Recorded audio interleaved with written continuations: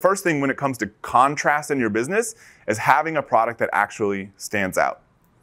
So a few ways to do that. Colors is an easy one. Using a unique color palette that's not going to blend in. Packaging, putting your product in a packaging that looks and feels different.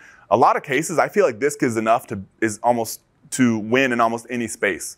If other people are not doing this very well. If you take a packaging that, maybe costs you $1 or $2, and you get a packaging that costs you like $3 or something, all of a sudden you've got this unique packaging that could possibly stand out amongst everyone else. Always something to look at. Ideally, you could do it for the same cost, but at least having a packaging that's somewhat different is not a bad way to go. Features, like I said, take an extreme stance on one feature or value, like Death Wish, going extreme on making the coffee as strong as possible.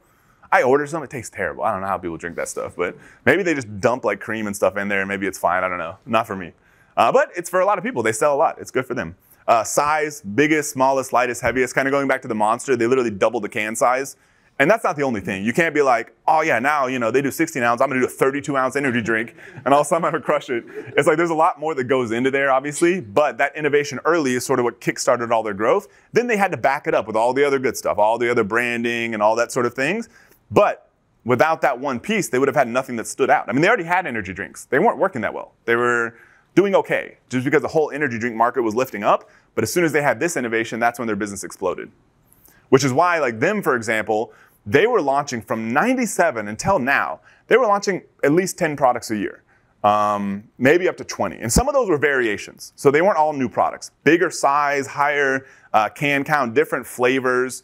And so they kind of took the stance early on. They never knew what was really going to hit. So they kind of almost like a machine were launching probably 10 products a year.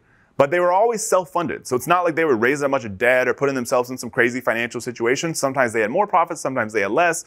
Once they found their big winner, they almost didn't have enough use of the cash. They were spitting off so much cash.